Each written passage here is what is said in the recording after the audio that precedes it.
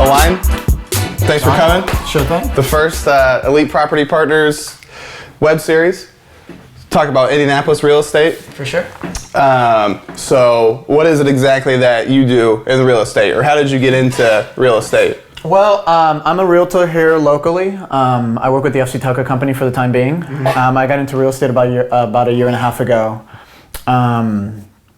Was just something that I had always been interested in, and figured, now's the right time. If I'm still young, I really don't have any dependents or anything like that. So good time to get into it. Yeah, exactly. Yeah. Good time to get into it. I figured I'd take the plunge now. Went in 2 feet first, and so I went the route of real estate agent so I could learn the business. But the idea was always to be in investments, whether wholesaling, or buy and holds, or flipping. Yeah. So I thought that I'd go ahead and become a real estate agent. That way I can make money at the same time. Yep, get my license, learn the business, learn kind of how things work, and then from there transition into investments, or at least do them side by side. Yeah. So I've done a few buy and holds, I've done a few rehabs, and one of the things that I want to start focusing on is wholesaling. Cool. And so your card says bilingual realtor or bilingual broker. Yep. And was that kind of because you were doing the rent to own thing and you were trying to market that, or are you still trying Just to? in general, I mean, yeah. Still I trying think to market the. Yeah, exactly. I mean, given that there's a large Hispanic population here in town, and just growing in the U.S. in general, it's definitely a good niche to be in.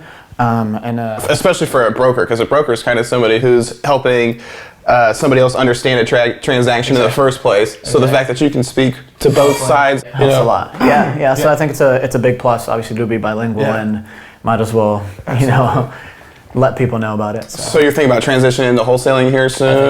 Yeah. So what's your plan for that, or have you thought about diving in, or have you tested the waters a little bit yet? Or? So funny enough, one of the buy and holds that I did, because I did do some mailing campaigns last year.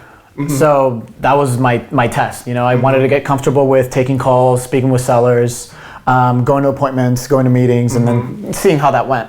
So one of them, it was actually a letter I sent out, and it went to another realtor here in town, a realtor and appraiser. So he actually works full time as an appraiser, but he also has his license locally. And there was a property that he just needed to get rid of. And so I guess technically it was a wholesale deal that I did. It was one that we kept, but it was sourced out of the marketing initiative that I did last year. So the thing is, like we were talking before, it's a matter of studying the market, seeing how much competition there is out there, trying to see how it is you want to source properties, and then I guess testing.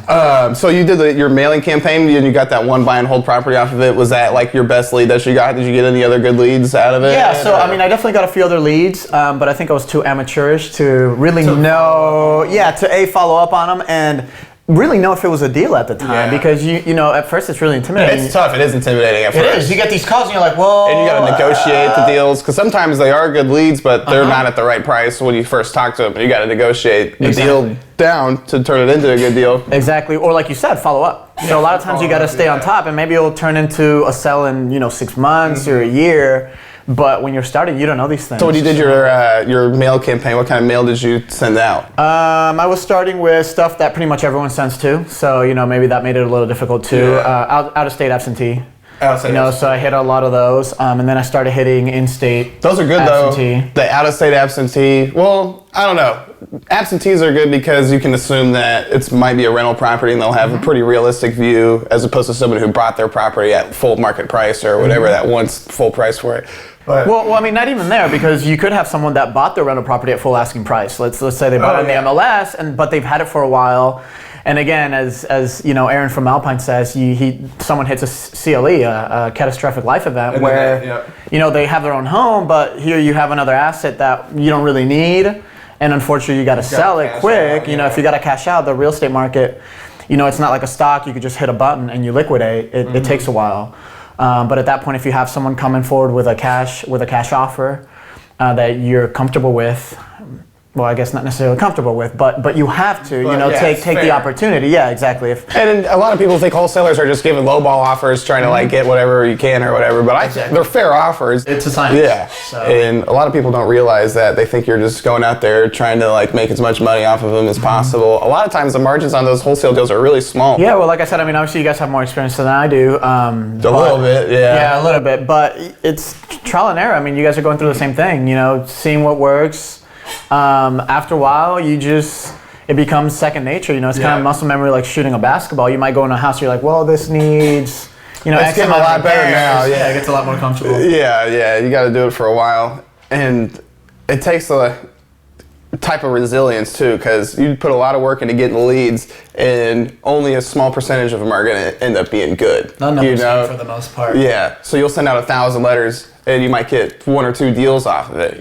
So and of those 1 or 2 deals, you've got to answer 80 phone calls to get to those 2 deals. Yep. And after a while, you just start getting cynical, and everybody that calls, you're just like, oh, you don't want to sell your house to me. You know what I'm saying? Because everybody, you gotta weed through all these people. Yeah, because they're like, I want $80,000 for my 2-bedroom house or whatever. And for rental properties, we just can't do that. So you start to get cynical and be like, oh, people call you, you're like, oh, this guy doesn't want to sell his house. All right. Well, it's been great, Alain. Thanks for coming on the show. Thanks so much for having me, John. Yeah. So we'll get it edited and hopefully have it out soon, and hopefully we'll get some more going in the future. For sure. Sweet, man.